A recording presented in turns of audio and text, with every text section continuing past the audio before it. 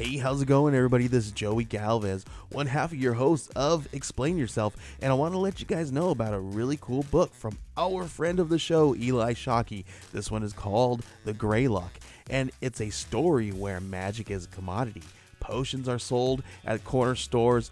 Orcs and dwarves earn a living in cubicles, not on the battlefields. But there are those who resist the house's magic's laws. Branded a criminal and forced to live as a wand for hire, there is a spell slinger they call the Greylock. Check this one out. You guys can pre-order issue 3 right now with code JAN241939, and make sure you guys are heading over to your favorite LCS and letting them know that you want Greylock number 3, and maybe pick up the first 2 issues. You could do that at the Scout web store. So make sure you guys are grabbing the Greylock number 3, JAN241939 at previewsworld.com. Okay, everybody, we decided to take this week off, so here's one of our classic episodes. Hope you enjoy.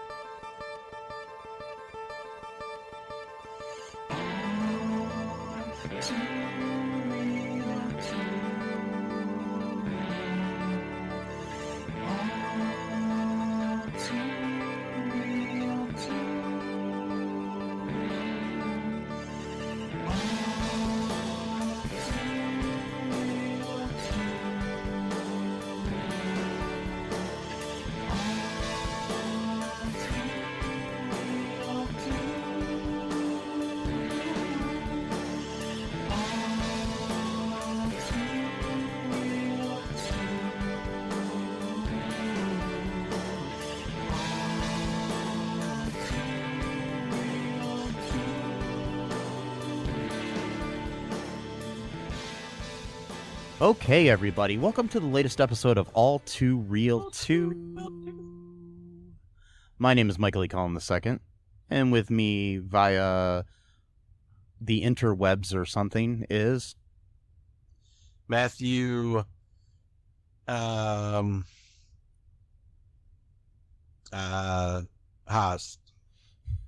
Did you forget your last name?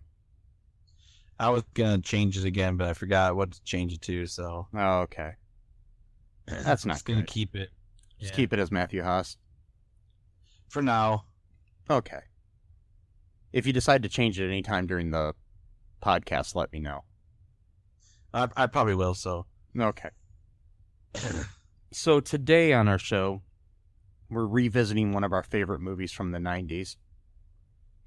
The 1998 teen comedy, Can't Hardly Wait, which is a film that was directed by Deborah Kaplan and Henry Elfont, who also both wrote the script.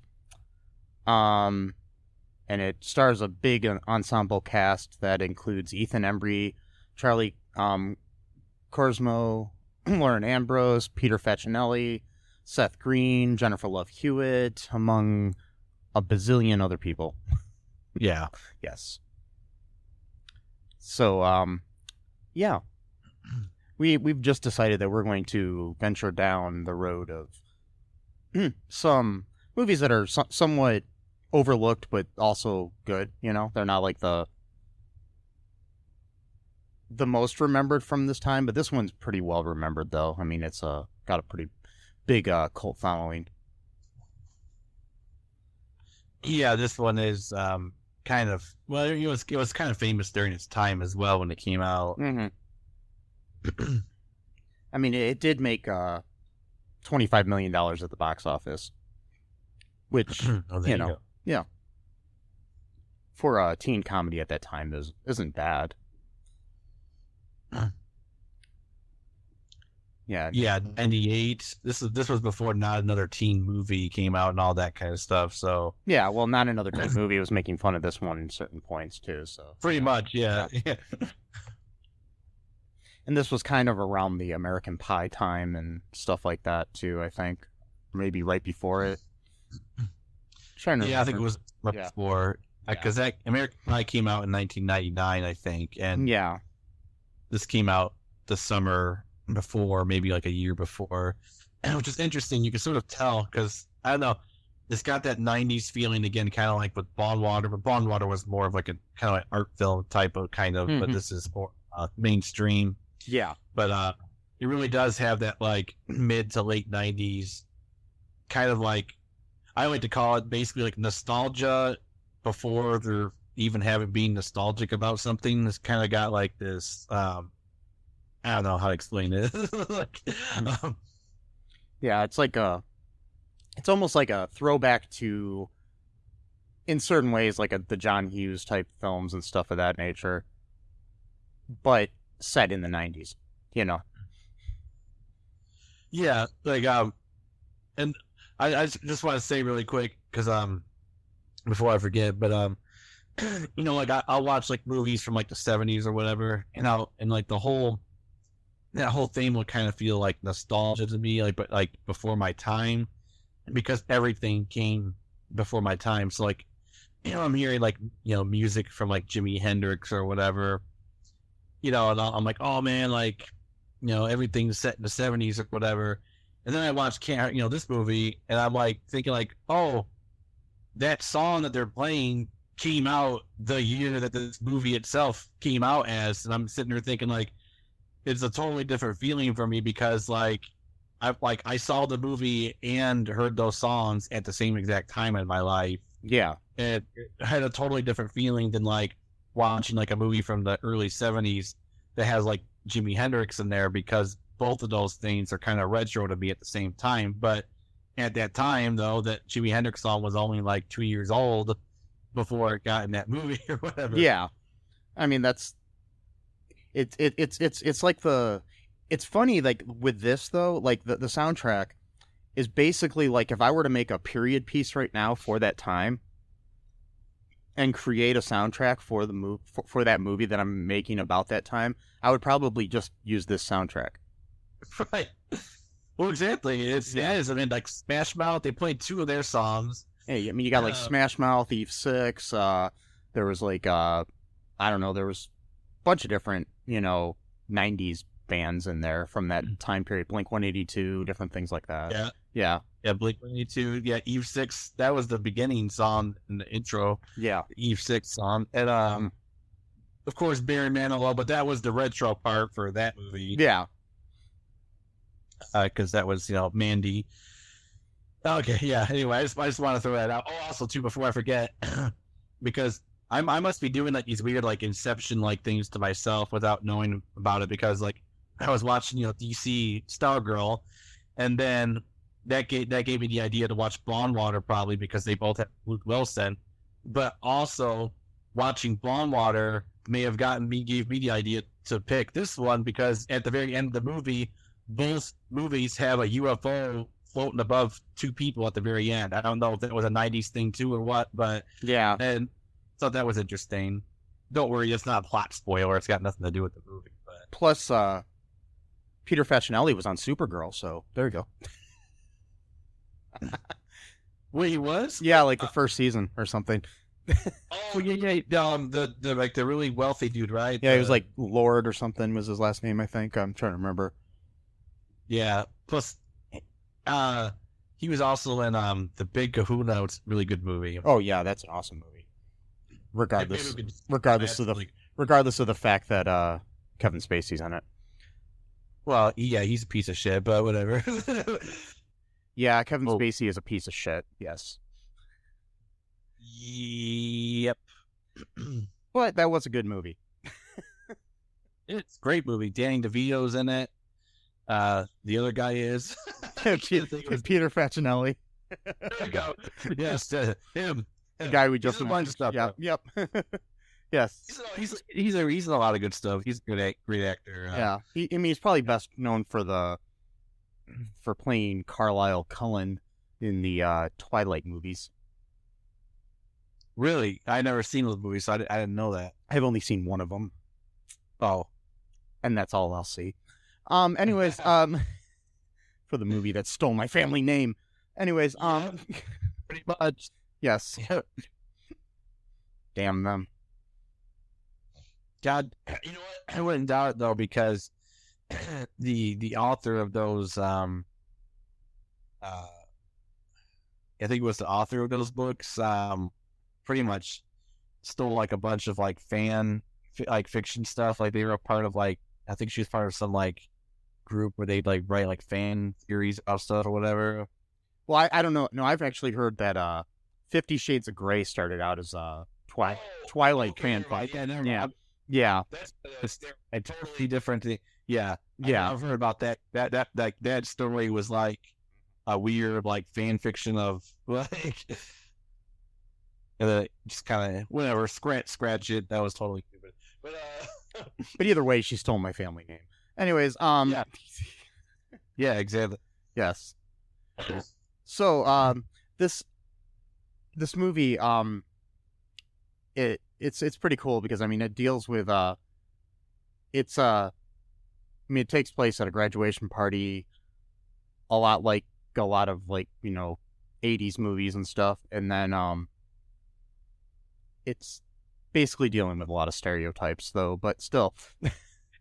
Yeah, it is very dated. I noticed that about like it wasn't like lampshading either. It wasn't like winking at it. Like it was like they weren't really conscious of the fact that like the whole like basically like the whole like Jennifer Love Hewitt character is like pretty much like she pretty much like exists like to be someone's love interest. Like that's their whole. She has no personality whatsoever in the movie. Yeah. She doesn't know like. That's no offense to Jennifer Love Hewitt, but it's just like her character is very like just like a blank slate. It's like even how she looked, like she's not smiling or frowning. It's just like a blank, like I mean, at least we have Lauren Ambrose's character to actually have a female character who had a personality. What was her character's name? The Denise. Denise. Yeah, she's like kind of like the like I don't know what you call her. It's like the person who's not really a part of any kind of tribe in high school and all. She's just like her own person. Like, and she kind of has like elements of like a bunch of different various like alternative like cliques, but she's not part of any of them herself. Like she's just her own, her own person. Yeah. Like most people really are. Yeah, exactly. Yeah, no, it's true. I mean that's what I'm saying because there are cliques in high school. Don't get me wrong. I belong to a couple myself, but the thing is, it was just kind of, well, mainly one. But I was a theater nerd. But the whole thing, it's like basically within those groups, people have their own personalities. It's not like everybody that's a theater nerd is exactly the same, or everybody that's a goth is exactly the same, or everybody that's a, jock is exactly the same. It's just kind of people have personalities. Right. Yeah, exactly. But Jennifer Love Hewitt's character didn't. Anyways. No, she didn't. She's like the least developed character in the whole movie.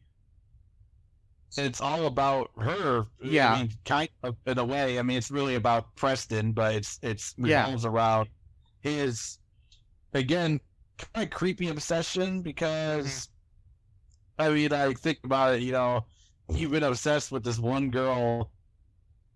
Like, if this movie was made right now, like, this could have been, like, some really, like, scary, like, incel story. Like, oh, yeah. It could have gone a whole different way.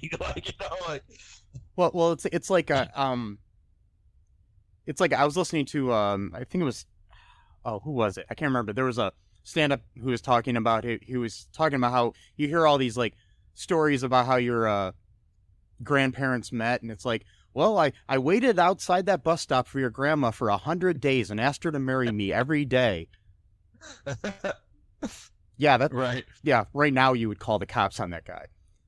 But people look back on that as a romantic story, but it's like, yeah, you basically willed your grandmother into submission to. It's scary. You think about, most of us probably been. Well, most of us have literally would not have been here without, rape or incest, or it's just fucking scary. I know. And you wonder why the world's so messed up. Well, this is like all the sins of the past are upon us. Yeah, that's true. I mean, they hate to get all bleak there, but But it's very true. I mean, but there are a lot. I do hear a lot of those stories. It's like, I worked with your grandmother, and every day I would buy her a Hershey's Kiss, and then she kept saying, no, I don't like you, and then one day she just kind of gave in and said, yeah, let's get married. Yeah. And then you're like, yeah, that's kind of creepy, Grandpa. Thanks. It kind of reminds me of this joke that Jon Stewart, from the Daily Show once said, where he was talking about like how his grandfather never really spoke that much or whatever. So like whenever they'd be like having like family dinners or whatever, and he wanted to say something like everyone would like get really quiet because they think he's gonna like tell some profound story or whatever. He'd just be like, the Chinese are really sneaky. He's like, oh God, like no. It's like, okay. Oh, no. Grandpa, you're so cute. Wait, yeah, like okay, let's go back. So, yeah, that's why Grandpa stays quiet all the time. Yeah, exactly. It's like, yeah. Good movie though. Good movie. Yeah, I mean it's good for what it is, but there really isn't a lot of character development on a lot of these characters. I mean, because like basically most of the characters are pretty one note. Mm-hmm. I mean, this is just my, honest opinion. I mean, I love the movie, but it's just it's a movie of its time. Definitely. I mean, Preston's kind of a one note character, even though he's the main one. You got the stereotypical, white guy who, quote, thinks he's black, which in of itself is kind of racist because you're assuming that all black people talk the way that he's imitating, so it's like, yeah. It's like, wait, what are you saying then? Because that's kind of whatever. And then you got him and his two buddies who are just like so obnoxious about it. Like, at one point though, they do drop the N-bomb, and then like the black people chase them away. So that was nice. Yeah, at least they had that. Yeah, at least they had that. Well, they didn't do the hard R, but it doesn't really matter. Still. It doesn't matter really. At least they had a commentary on it, sort of. Yeah, a little bit. The record scratched, that whole thing, like yeah. Then you have your stereotypical nerds. Yeah. They love their Star Trek and their Star Wars, which is funny. Which is funny because now everybody loves Star Trek and Star Wars. But anyways, we'll just. Well, that's the Big Bang fact. This was pre-Big Bang, and it's pretty much that's what that show was those three guys. Basically. And it's just, oh God, I hate that show. Anyways, yeah. Screw you for making me think of it. No, I'm joking. Yeah, I know. Yeah, but they like even in the credits, like they obviously know that they're doing stereotypical people because people are named things like X-File Guy 1, X-File Guy 2, Girlfriend 1, Girlfriend 2, Girlfriend 3, Jock 1, right. Jock 2, things like that. It's like there's even a character in the credits named Ready to Have Sex Girl. And then the other one is Ready to Have Sex Girl's Friend.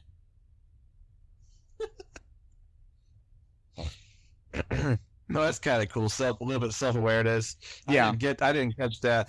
I mean, I did catch the X-Files thing, but I thought that was because that's like what they mainly were talking about. Well, yeah. The X-Files. Yeah, it's just funny. I'm just reading the credits here right now on Wikipedia, and it's just that's what they are. It's like,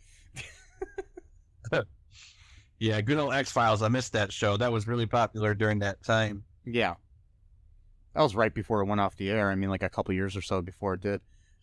Yep. I mean, there was even the line at one point where the two nerdy guys say to Charlie Carson's, William, his character, that you kind of look like David Duchovny in this light. Yeah, he just kind of like he's like so like he feels so like heartwarmed by that. Just kind of he's like, oh. Yeah, that's a good character. That's a good character, though. He's kind of a one-note character, but he's a little bit more in-depth, a little bit, though. He at least has some development in there because he, even though it's kind of giving you the message that to be cool, you got to drink. Exactly. Yeah, the more I think of this movie, Matt, I mean, I love it, but I'm just... Oh, that's what we do. We're picking it apart, but that's what we do. I mean, we're not driving. I mean, anyone could just read Wikipedia and read a description. That's, Yeah. Here we get the colorful commentary from Mike and Matt. So, Yes. Who are they again? I don't know, some guys. Oh, okay. When do they start speaking? They start speaking when the group of Italian businessmen offered to sell them half an emerald mine. Oh, sorry, that's a different podcast. Oh, okay. Behind the Bastards, yo. Sorry. Anyways, Yeah. Now, I want to make sure that was from Behind the Bastards. I don't want to take credit for that. Robert Evans, you're our hero. Yeah, good stuff. Wait. No, so yeah, I mean, basically, I mean, I don't think we have to like go through the plot of this movie because it's kind of like we do normally, because if you've seen the movie, you kind of do, but you already know it. We can just take about 30 seconds. Basically, Preston, he was late for school one day, and then that was the day that she came to school for the first time. She like transferred from like a different school or whatever. And he thinks it's like a sign from God or whatever because he was never late to school before or after, and they were both eating the same Pop-Tart, the same flavor, and somehow he thought that meant like they were fated to be together, and it never happened because... Which was like, I think, a strawberry frosted Pop-Tart, which is like probably the most popular flavor. Exactly. It'd be one thing if it was like the really shitty like cinnamon or something some like weird that. one, yeah, but brown sugar kind, like the worst possible kind. Well, like, even those sell well. The people like those for some reason. I don't, but I only like strawberry and chocolate. But yeah, but I mean, like it would be like if they got one of these like weird limited edition flavors or something. But no, they were both eating probably the most popular Pop-Tart in the world. Right. Yeah. Strawberry frosted. Yeah. Both. Both frosted and strawberry. And then the teacher, asks if anyone would like to volunteer, to basically like give her like a tour of the school. And he was gonna raise his hand, but then Mike Dexter, like the big jock, he gets to it first. So there you go. It's the whole plot of all the jocks always get the girls before the nerds, type of thing. And yeah, they dated for all high school, but then he broke up with her right before graduation because he wants to be single while he's in college, so he can sleep with any woman that he wants to, basically. And then Preston's idea is that he's gonna hand deliver a fucking letter that he's been revising since freshman year in high school, which again is really creepy. And hopes that she'll read it, and then she'll want to, like, at the very least, go on like one date with them or something like that. Because he is, even though he is creepy, he's still genuinely a nice guy. Like he's not a nice guy that will like turn on you if you say no. Like he is sincere. He won't like change personalities. Like I don't know. His character wasn't really well developed, so we don't know. Exactly. We don't know. Exactly. Maybe he would have. I don't know. There's an alternate timeline where Jennifer Love Hewitt ends up in his trunk of his car or something. I'm just saying. Yeah. Yeah, the horror version of this movie. Hardly wait. That's got his drone music in the background. Can't hardly wait. That would have worked because then that would have led right into I Know What You Did Last Summer, which she starred in the next summer, and then there you go. That'd be a continuum right there. So I wonder if there's anybody out there, like, I think you could take clips from this movie and recut a trailer for it as a horror movie. I'm sure you could. I mean, They did it for Mrs. Outfire. Yeah, I might do that sometime. But if anybody else wants to do that and share it with us, please do. Or if you know of anybody that's already done it, please share it with us, because I would love to see that. That'd be awesome. Please. Yeah. So yeah, basically, yeah. Then I mean, the plot goes from there, where he's trying to give her this letter. And then what else happens here, Matt? I'm blanking. No, you're good. A lot of stuff happens. A lot of filler stuff. Well, I mean, there's a couple B plots, but like you got like what's his name? I forgot his name. Jesse. Seth Green's character. I forgot his name. Scott Kenny. Kenny. Right? Yeah, Kenny Fisher. Yeah. Kenny Fisher. So he's determined to have sex before college. So it's kind of like a super bad thing, but it's just his B plot. And he's he kind of thinks he's all that, or he just pretends to think he is to impress people. And he's not having any luck. And right when he's about to, his buddies show up, and he wants to pretend like he's just chilling out. It's not too desperate. So, they kind of bust his balls a little bit. So then he just walks away from them, and then he's kind of sulking in a chair, and then he overhears this woman, student, talk about that she heard a rumor that her boyfriend cheated on her. So she was gonna sleep with the next guy who even talked to her, not even hit on her. So then I believe that was Ready to Have Sex Girl. That was probably what. Yeah, that's probably who it was. Ready to Have. I bet you that's what it was. And who it was? Yeah, not one. It was. Wow. Okay, that's it was. It was Nicole Bilderback is the actress's name. Just want to give her credit as a real name. Exactly. Yeah, as a real person with a heart, and yeah, exactly. And, so he, of course, for comedic effect, like Chevy Chase falls off his chair right after she says that, and he, jumps up, and he's like trying to be all, suave or whatever and impressive, and she's like, she's crying and stuff, and he's like, well, what can I do to stop you from crying? You're too beautiful to cry, all that kind of bullshit. So she's like, can you meet me by a pool house? And he's like, sure, but he wants to go to the bathroom to like make sure, because he's got this whole like pleasure chest in his backpack that he's got like candles and and all this kind of stuff. So he wants to like basically like prepare. And right after he leaves, she just goes, he'll do to her friend. And then he's trying to get basically, and here's where the B plot comes in, is where he's trying to go to the bathroom before this happens and prepare himself, and he ends up going to the upstairs bathroom after being allowed to by the host of the party. And then he's in there, and then at some point, Lauren Ambrose's character of why do I keep forgetting the character's name? Denise runs in there and then shuts the door behind her, and the door handle breaks off.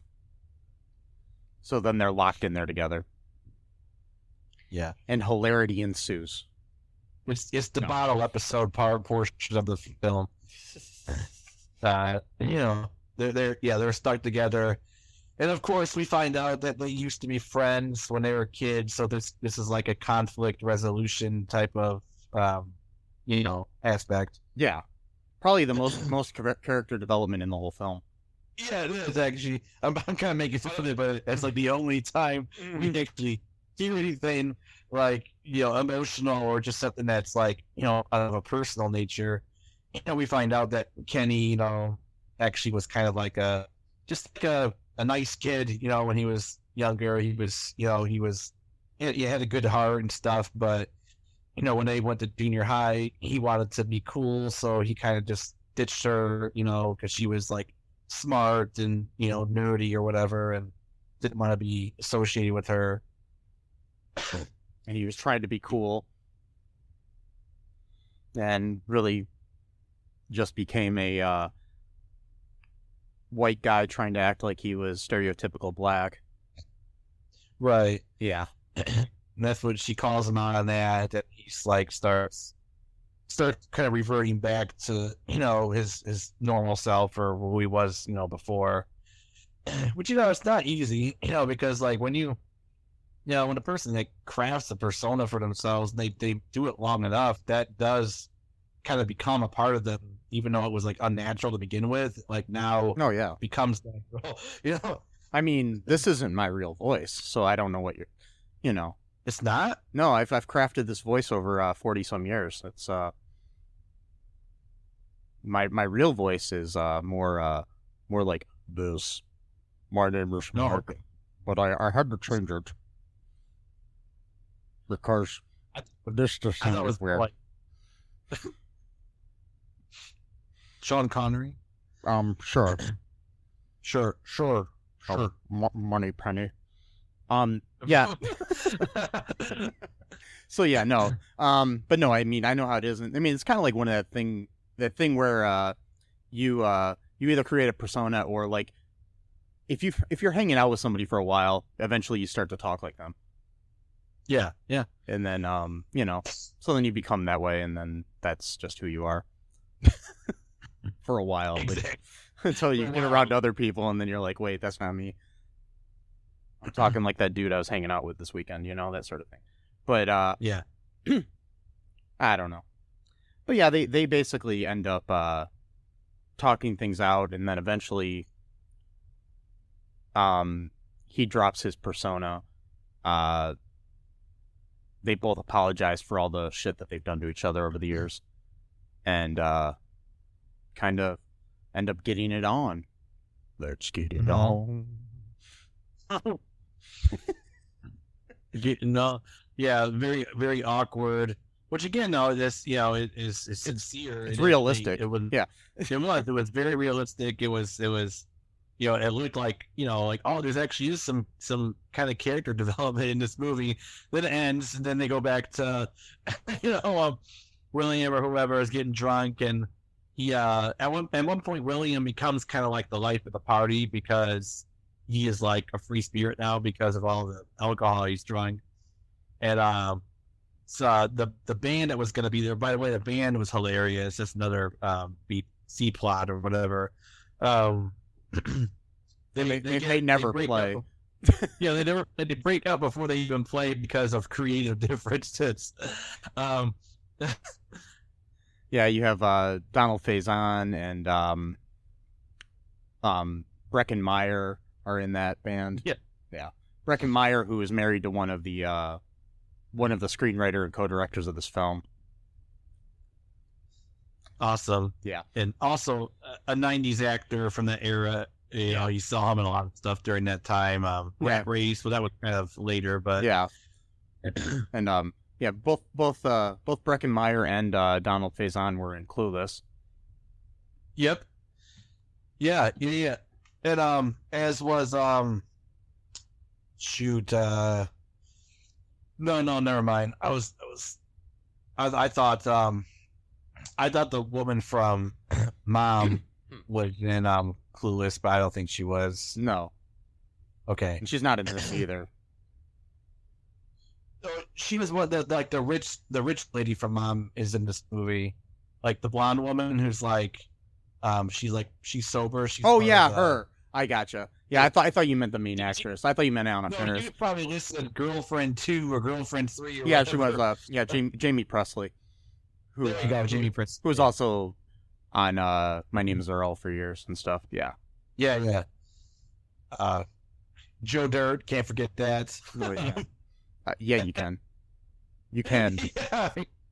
I have. I actually like that movie. I like the first one, not the second one. I couldn't even watch all the second one. It was too terrible. I never even started the second one. It was bad. I couldn't get past like 15 minutes of it. Maybe we should cover it for the podcast sometime. Maybe we should. Yeah, if you'd like us to, please message us and let us know. Yeah.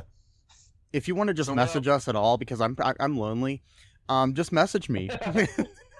just send a message. Yeah, I message you all the time. I know you do. I'm just saying, come on, fans, message me. I'll send it off to Matt too. Just message me. It's mike@cullenpark.com. Just Yeah, we'll do a CC conversation. Like we'll Yeah. just, yeah.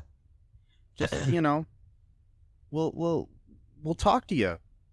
Yeah. The We'll world's figure it out. the world's a lonely place, Matt. It is so lonely. Okay. Anyways,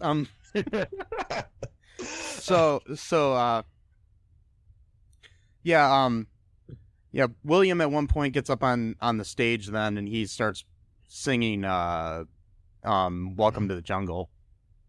No, Paradise City. Oh, Paradise City, that's right. Why am I thinking Welcome to the Jungle? Yeah, anyways, I mean, the same band. But yeah. They're both hits. Yeah.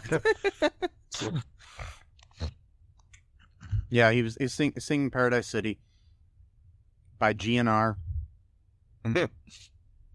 Guns N' Roses for the uninformed. Just letting you know.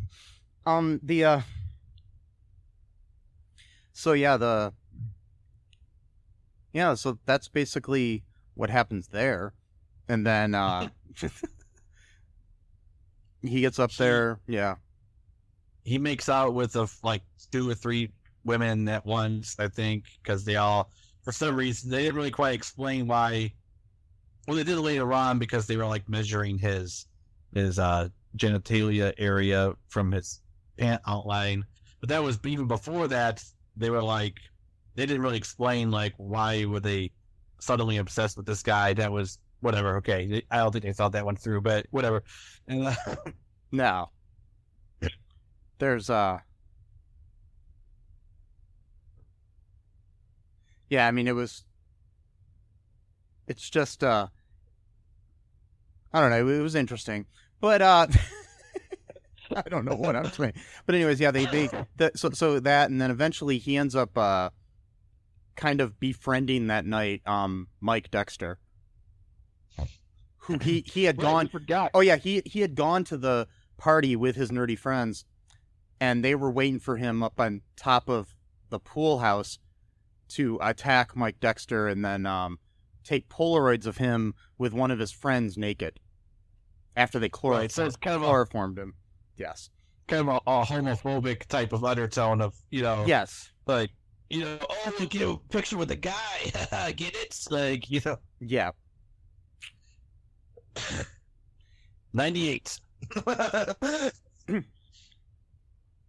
Yeah, and back to the when they were singing, something I noticed when William was singing, there's a line that he's singing along with the song. It's from the song. It goes, "Captain America's been torn apart. Now he's a court gesture with a broken heart." Right when that happens, they cut to the girls that are like obsessed with him in the crowd. The one girl is wearing a Captain America shirt. Wow. Like it's a shirt with the shield on it. Oh, okay. I don't know if that was intentional, but I just noticed it and I thought it was interesting. Probably it could have been or it could have not been either. Yeah. It depends. Just a coincidence, and it might not even be a Captain America's shield, but it looks just like the shield. It's the star with the circles around it and everything. Yeah. So only a nerd like me would notice that. But so yeah, but anyways, it ends up being that William and Mike both get chloroformed by the guys. And the Polaroid's taken of them, and then they realize, wait, that's our friend. Right. This is after the party's been broken up by cops. Yeah, of course, the obligatory cop scene, Because every party that you have in high school gets broken up by cops. Yeah.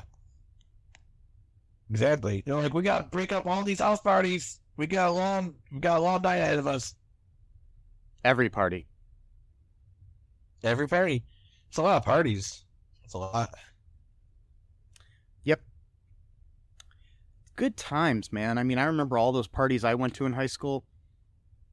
Wait, I can't lie. I didn't go to a lot of parties in high school. They were just like... they were mostly cast parties for plays I was in. I probably went to like maybe one. I wouldn't even call it a party. It was more of a get together. It wasn't so much of a party. Yeah, but all those cast parties I went to, The cops never came. No. No. Especially since most of the cast parties I went to, the parents were there, and we were just hanging out in their basements and stuff, and nothing, nothing going on. You kids. Yeah. We were just hanging out in the basement, drinking orange soda. It was nothing, So, it's just the way it goes. Right. The way it goes. So, I don't know why I did that. just the way it goes. So yeah, if you'd like to buy the soundtrack to our show, give us money. Man. Give us money to record it. Anyways, do it. Go to our Patreon. The number. The next thing that happens basically is party's over. It's the next morning. I didn't miss anything else, did I? I mean, besides that, there was a run-through joke with Melissa Joan Hart trying to get everybody to sign her yearbook, but but also too, we're forgetting a few things. For one thing, so Preston, he's going to give Amanda the letter, right? But right at the moment he was going to give it to her, Amanda's cousin forces himself upon her and kisses her, but he thinks that she's making out with this guy, and so then he leaves the party, and then he's gonna go and he's listening to the radio, and it says it's Barry Manilow's birthday, and that's why they're playing the song all the time, so he kind of feels sad that it wasn't a sign from God. I'm like, really? What you really thought was a sign from God? But anyway, so but then the DJ's didn't you know that's how God works? Yeah, well, apparently. God owns all the airwaves. Actually, is that a song? Is that a song lyric or not? No, but it should be. Oh, okay. I was gonna say it actually sounds like a good song lyric. But I got it. But anyway, that reminds me that there actually is a quasi spiritual. You might. Because I know you like to research cults and stuff. You might like this. It's a group called Eckankar, ECKENKAR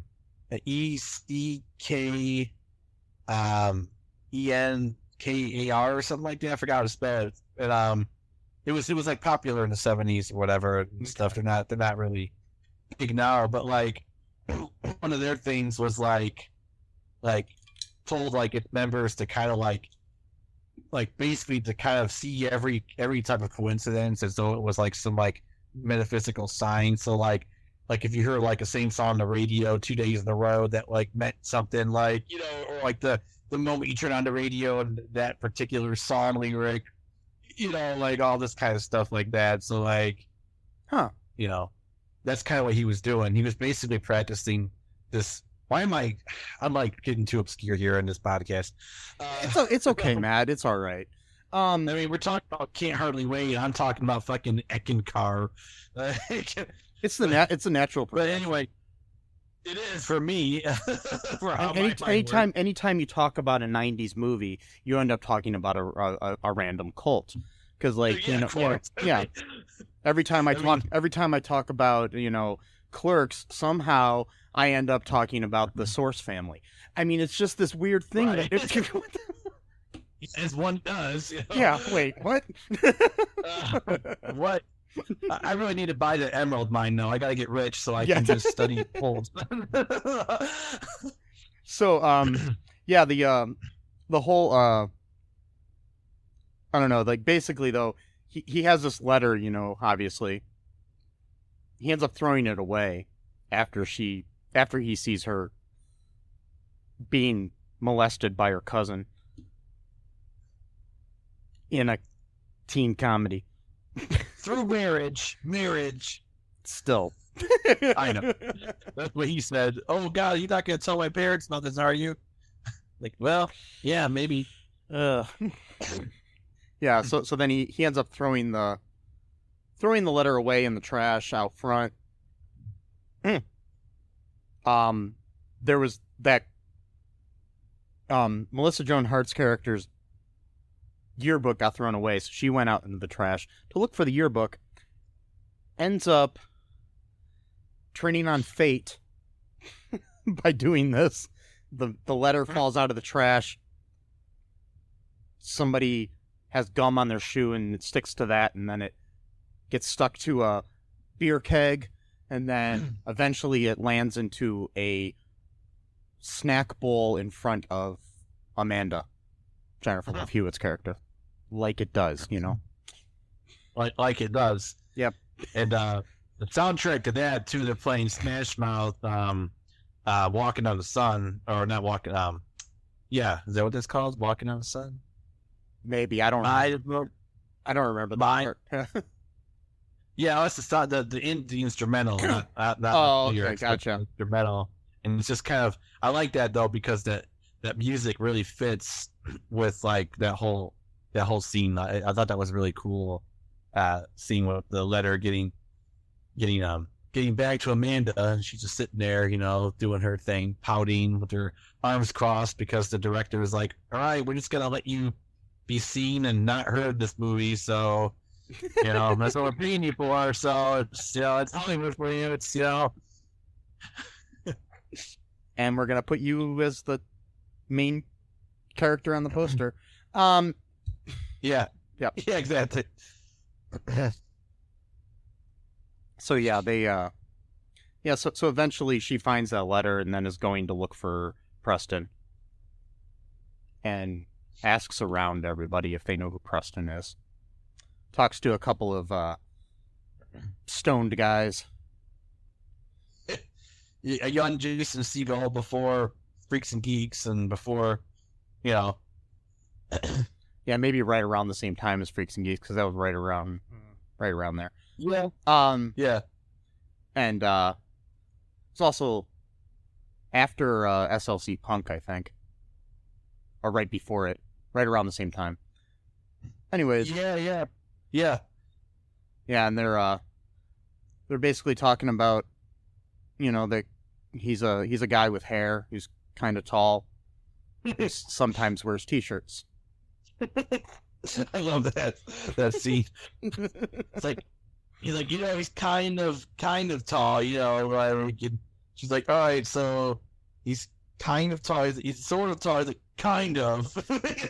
Like, he has to correct her. Like, no, not sort of. He's kind of tall. Come on, you gotta understand. You want these hothead conversations. You know? Yeah, so she goes looking for him, and then while she's looking for him, Mike tries to get back together with her after having a conversation with Jerry O'Connell in a cameo role. Yep, Sliders fame, and as well as, you know, a bunch of other cool shit. Stand By Me. Yeah.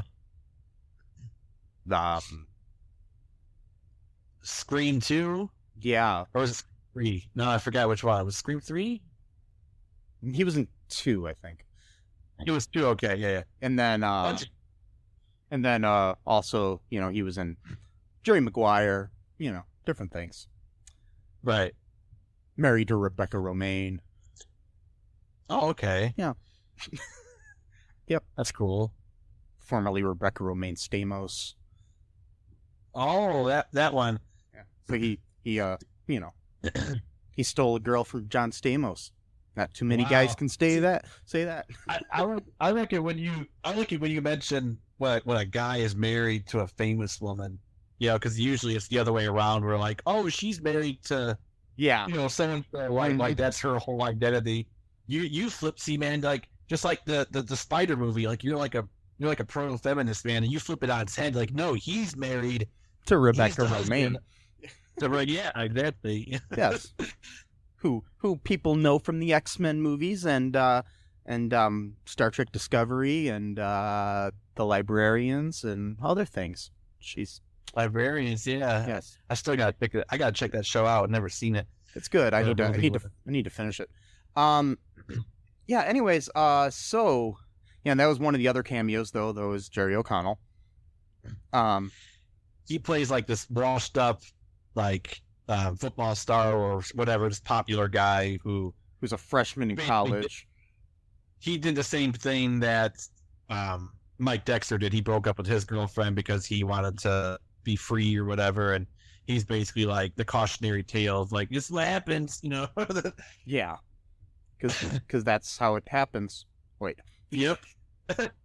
That's the other thing too. So like, if you don't have a girlfriend, then your life is just completely shit. Which again, that's kind of like a stereotype, because then that kind of like, on the one hand, it kind of makes men like look like really sloppy, but like in a really weird, insidious way, it also kind of still puts women in like the role of caretaker. Like, oh well, they'll fall apart without me, so I need to drop everything to, take care of this guy or whatever. Like, interesting little tidbit though. Jerry O'Connell's younger than Peter Facinelli. Oh really? Wow. It's like a year, but still. Well, they probably made him look like drunk and just kind of unkempt and they were all everybody was like in their 20s back then, anyways, playing teenagers. So right, exactly. It's not a single teenager in this movie, I'm sure. So the only one that looked like it could have been a teenager was Jennifer Love Hewitt. I don't think she was either at that time. Probably not. She was. It was 98. Was that her first movie? No, she was in a. She has been acting since she was like child, I think. Oh, okay. She was. Yeah, no, she started back in '89 on the TV series Kids Incorporated on Disney Channel. Okay. And then she was in, like Party of Five and. Yeah. Oh, okay. Yeah, she's done a lot. I mean, her first movie was Dance Workout with Barbie in 1992. Wow. And then she was in a movie called Munchie. Yeah. Then in 93, she was in Sister Act 2. She was in the movie House Arrest. We got to watch that for the podcast. You ever seen the movie House Arrest? Wait, she was in House Arrest. Wait. Yeah. Shoot. What is that movie about? That sounds familiar. What is that? It's a movie where basically these kids kidnap their parents. Yeah, I remember that movie. Yeah, and it takes place in Defiance, Ohio. I can imagine that town sucks. But it's also a term, basically I think it's a play on the fact that it's Defiance. Defiance. Yeah. Right. I'm sorry, I didn't mean to be. I just driven through there a few times. There's like nothing. Yeah. There's some fast food restaurants and yeah, and I know what you did last summer was the same year as this movie though too. Anyways. Oh, okay. Yeah. They do have Captain D's though fish place, so that's cool because they don't have Captain D's here anymore in Toledo. That pissed me off. So if you want Captain D's, you go to Defiance. If you live in the Ohio, Northwest area, take about an hour to get there, but you get yourself some Captain D's. So there's that. Sorry. Or you could just eat something else. Anyways, I'm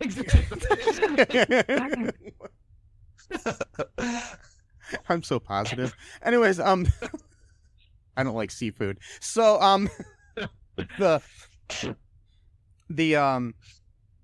anyways, back to the movie. Yeah, exactly. There is no Captain D's in the movie either, so. No, not. There's a restaurant, but it's kind of like a big boy knockoff called Johnny's or something like that. So, yeah, that's where they hang out at, the next morning. So, basically, anyways, that letter ends up getting to,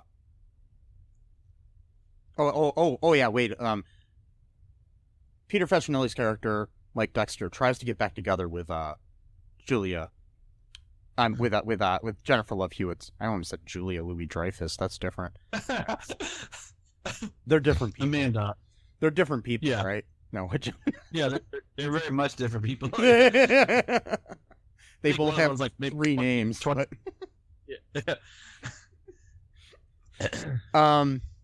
Yeah, but Jennifer Love Hewitt's character, and he tries to get back together with her, and she basically just tells him off in front of everybody. And then, a very insensitive thing which I had to rewind to make sure I heard. Some random girl in the crowd yells out "fag." Yeah, everyone cheers and laughs at that. It's like, ah, ha, ha, he's gay because he tried to get back with this girlfriend, and she said no, so that makes him gay. That's how it works. Huh? That's how it works. I didn't understand the logic of that in that. I mean, it's still a bad word no matter what, but I just don't even understand. Like, I don't get it. Like, you know. Well, it's like I think it was Kumail Nanjiani was talking about, like, when he was in high school, he had like a backpack that was kind of pink, but so because he had this pinkish backpack, everybody called him gay. Okay. And his response was, "It's not pink, it's salmon." And somehow that made him more gay. In their eyes. Because he knows the exact. Yeah. But that's just the way kids are. They just, you know, they are. I mean, I had natural blonde highlights in my hair, and kids in grade school called me fogey, like old fogey, because they thought it was gray hair. And this is when I was in like the 7th grade or 6th grade or something, you know. So it's just how kids are. I'm not bitter about that at all. Wow. It's okay. It's okay. It's fine. They called me old fogey, man. That's such a weird. I know. What an old fogey would call someone a fogey. Like, yeah, that's what they called me. They would just call me fogey, and I'd just be like, "What the fuck?" What the fuck are you talking? I had people that would tell me weird shit too. I don't even remember half of it anymore. But it was like, where do you guys come up with this stuff? Like, I don't get it. But yeah, so they call him the F word. Then they all laugh. But also too, we're forgetting when Preston he's gonna go try to call Barry Manilow on from the DJ from the radio station, because he wants to ask him what the meaning of Mandy is, because Denise told him it was about his dog.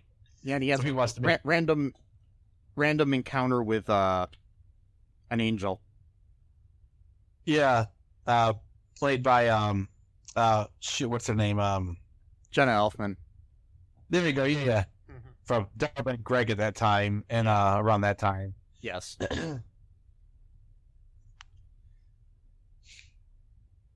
Who is only a couple years older than Peter Facinelli. I just had to point that out. I mean, it looked like it. Yeah. She's a dancer. You know, he calls her a stripper. She corrects him and says that she's a dancer, and of course, you know, again, it's late 90s, but I do notice this shit now as I watch older movies of like what character is centered and like whose needs are centered more than others type of thing. So like, and you know, that just could be just me just getting older and growing up a little bit, but like, so like, you know, she had a really bad night at the club. I mean, like, 40 men were groping her, grabbing her butt. Which again, you know, just because you're at a strip club doesn't mean that you just do whatever you want. There are rules, and you know, they just decided that there weren't any rules, you know, when it came to her, and so she just wanted to go home, and her car broke down, and he's making the whole thing about himself, and then, you know, she says one little thing about, you know, that kind of, you know, upsets him, and then he, like, you know, becomes all sad and like, you're right, I am a total loser, and then she then has to, like, you know, basically, like, you know, succor him, you know, and it's like objectively she's got the worst, you know, night going on. Yeah, but I mean, in all fairness, the movie's about him. I'm not trying to downplay a woman's plight, because I honestly think that that's important, but what I'm saying is maybe she's having her own little movie somewhere. Yeah, true. And this is just a side scene in her movie. Yeah, I know, side scene, exactly. Yeah. I don't know. But anyways, she basically tells him, you know, sets him straight about love and stuff like that, and tells him to go out and get Barry Manilow. And yeah. I love that part. You go call Barry Manilow and tell him how you feel. Yeah, because she had a crush on Scott Baio. Yeah, which is unfortunate for how he turned out to be. But Yeah. Kevin Spacey, Scott Baio. well, I'm pretty sure Kevin Spacey's worse than. Yeah, I'm going to say that too. Just because Scott Baio likes Trump doesn't mean he's worse. He's not a pedophile. He's not an accused pedophile like Kevin Spacey. Right. So I'm just Right. Exactly. just want to make that clear. Politics suck, but Yeah, I'm not going to say anything. I don't. But actually, no. Wait. He did get accused of. Yeah. Anyways, so. Oh, he did. Oh, I didn't know that. Oh, yeah. Oh, yeah. You're right. He did get accused of some stuff when he was on Charles in Charge. Oh shit. From when he was, yeah, by Nicole Eggert. So, anyways, Well, fuck you, Scott. yeah.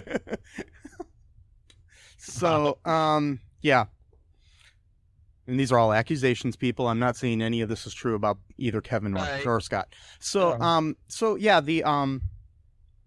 but anyways, basically, he ends up letting it go, basically, in the end, because he comes back to the party and tries to tell her how he feels, because she's looking for Preston, but at this point, every guy at the party's trying to sleep with her. Right. Because that's what you do right after somebody breaks up with their boyfriend. Of course, if it's Amanda Becker, of course, apparently. Well, yeah. Somehow. Well, it is Jennifer Love Hewitt in the 90s. She was like one of my first crushes. Anyways, not first, probably one of my major crushes in high school. But but yeah. But she has such a great personality. And in the movie. In this movie. Yeah, this movie. So basically we've got him telling that, and then he tells her, and then she basically just tells him off because everybody else has been trying to get with her too. So right. Then we fast forward a little bit. Kenny and Denise had sex. Denise is coming to say goodbye to Preston in the morning at the restaurant. They say goodnight, goodbye and everything, and he makes fun of her for getting with Kenny. He leaves to go to the bus station because he's gonna head off to go somewhere to meet Kurt Vonnegut. And then Amanda Becker meets him at the bus station. And they kiss and they get together. And everything is happily ever after, and the two nerds get beamed up into space. Yeah, somehow. And then like it happens in these movies. Yeah, this weird bond water. It happens at well, at least they mentioned UFOs at one point in that movie to make sense of it. Well, I guess they did X-Files. I guess that kind of was a whatever precursor or something. But oh, this was actually okay. Here's some trivia about this movie that we can end things with here. This is actually the film debut of Jason Segel. Oh, did not know that. So it must have been right before SLC Punk. Yeah, I'm assuming. This was Charlie Cormos, who played Williams, first and last on-screen appearance since Hook in 1991. Huh. So, yeah. He was attending MIT when he was offered the role. I know he went on to work, I think, in politics or something. Which guy? Charlie Korsmo, who played William. Oh, okay. Yeah, I'm pretty sure he did. Yeah, he did go to MIT. Melissa Joan Hart was filming Sabrina the Teenage Witch at the same time, so she had to take the small part of Yearbook Girl She took B12 vitamins to stay energized during the all-night shoots, and admits that Jennifer Love Hewitt was skeptical when she offered them to her because she was convinced they were drugs.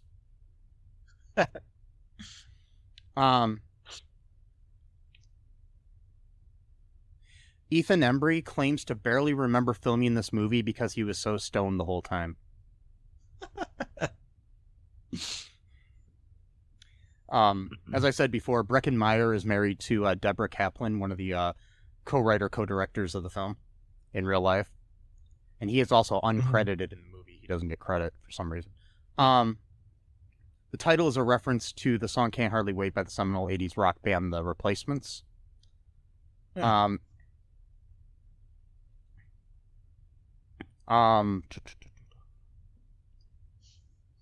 There's no songs from them in the movie, though.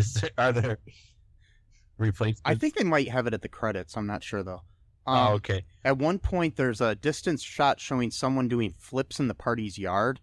That's actually Ethan Embry. In addition to acting, he was an award-winning gymnast from a very young age. Oh, wow. Adam Han Bird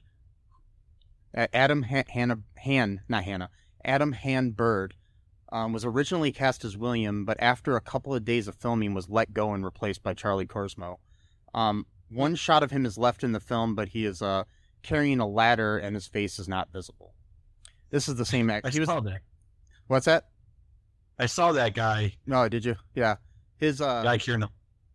Yeah, his most famous role was Little Man Tate, that actor. But yeah, I guess it didn't work out, so they replaced him.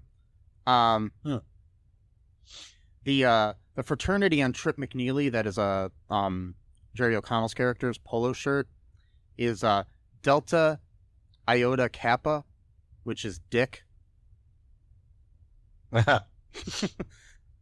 Wow. Yeah. 4 of the cast members appeared on the television series 6 Feet Under. Lauren Ambrose, who was one of the main actors on it, Freddie Rodriguez, Peter Facinelli, and Eric Bellafor. Ethan Embry's character, Preston Myers, confesses to be a big fan of Kurt Vonnegut Jr. At the end of the movie, his yearbook quote is, "Beware of all enterprises that require new clothes," by Thoreau. And this is also featured in Vonnegut's book, Welcome to the Monkey House. Stoner Guy talks to Watermelon Guy about Velma from Scooby-Doo and says she was a hip lady. In the movie Dazed and Confused, the stoner Slater says the exact same thing about Martha Washington. Wow.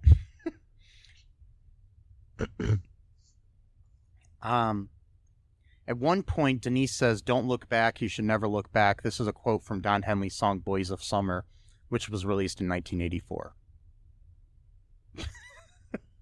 Wow.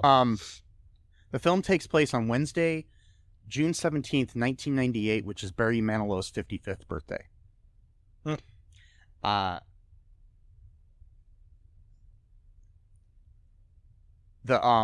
Ethan Embry has never seen the movie the whole way through and didn't even read the entire script. He only read the scenes his character appeared in.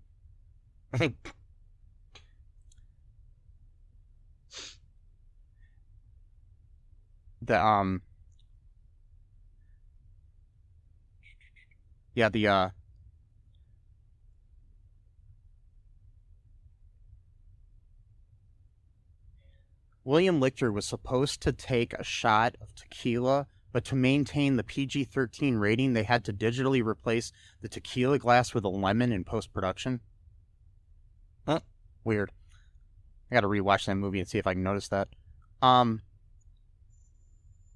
Yeah, this is actually the film debut of Melissa Joan Hart as well. Marisol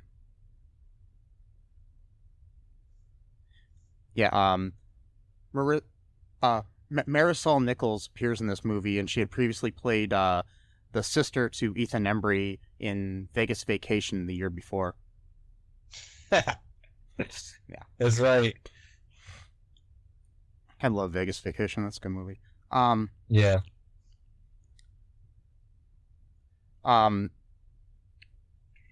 Stoner Guy makes reference to Velma from Scooby-Doo being underappreciated and hot, and Watermelon Guy agrees with him. Jason Segel was actually dating Linda Cardellini at the time, who would go on to play Velma in the Scooby-Doo movies. Interesting. Yeah.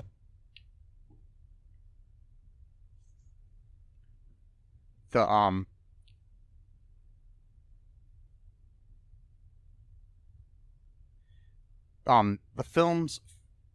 film features Blink-182's song "Damn It," and while watching this film, lead singer and bassist Mark Hoppus, or Hoppus, whatever it is, was also inspired to write the song "Going Away to College."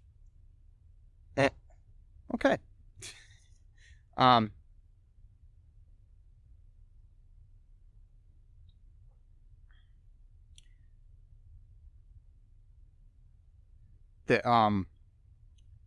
Jenna Elfman makes an uncredited cameo as Angel Stripper, who actually cites herself as a dancer. In real life, Elfman is a classically trained ballet dancer.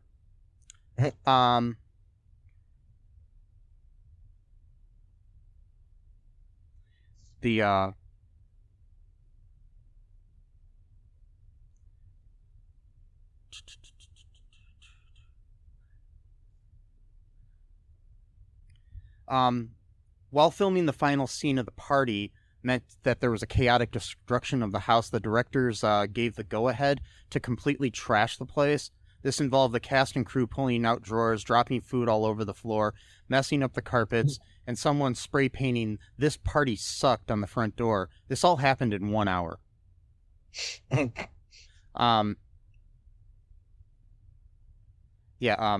Jennifer Love Hewitt gave Ethan Embry a teddy bear full of breath mints for their climactic kissing scene. He says everyone on the set knew he spent most of the time smoking pot in his trailer, and she wasn't too keen on kissing Embry, who described himself as a skunk-scented chimney. He said he gladly used the breath mints as they alleviated his cotton mouth. Wow. That's hilarious. Okay. Yeah, I like how he was like the actual stoner in real life, but he plays like a straight-laced, type of dude. Yeah. That's funny. He comes off like a stoner in real life, though, so it makes sense. Oh, okay. When I've seen him interviewed. But anyways, that's neither here nor there. So final thoughts on this movie here, Matt? I just think it's good. It's funny. It's a good, fun movie to watch, like by yourself or like with some buddies or whatever. You don't really have to think about it too much. It's not really a deep movie in any sense of the word. It's just like, just kind of like a slice of life story, kind of like Blonde Water is, but more mainstream. It's definitely not like that movie. But yeah, I like it. I think it's a good time capsule of its time, as opposed to a time capsule of another time. Yeah, exactly. Wait, what? It's not like it's not like making sand castles in sand. It's just like or like how water is very wet, and yeah. Wait. I highly recommend the movie. I think it was great. One thing, before we go, I'm gonna put some links. I gotta find a couple. I already have, but by the time you listen to this, ways that you can help out people right now. I'm gonna put them on a few of our recent episodes. People out because of COVID-19, and also ways that you could help out people that are currently protesting the inequality in this country right now, through Black Lives Matter and things of that nature, and ways to help people through like the Innocence Project and things of that nature, because there's a lot of shit going on in this world, and I think that any way I can help, I'll donate myself. But the thing is like, if you want to donate, please just check out the links and do so. If you don't trust us, research whatever we share of yourself, and if you don't want like those, just help out, some kind of charity in any way you can, just because it's a good thing to do. Yeah.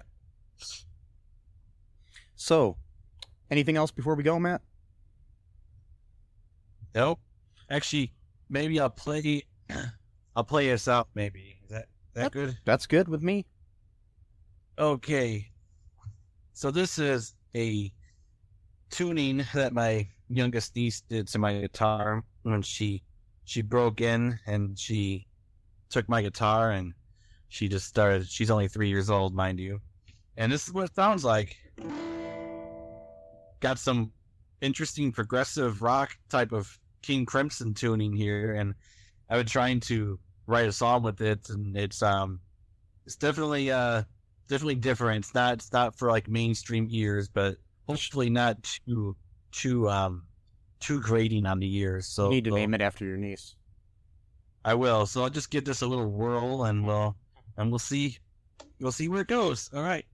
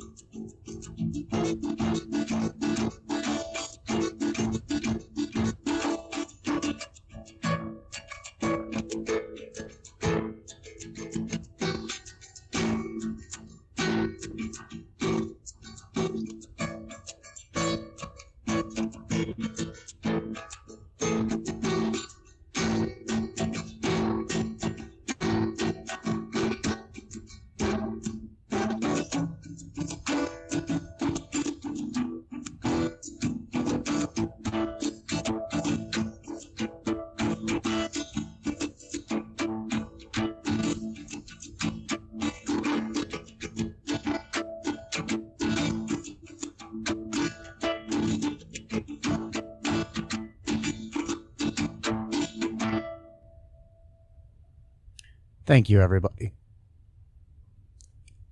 Talk to you later.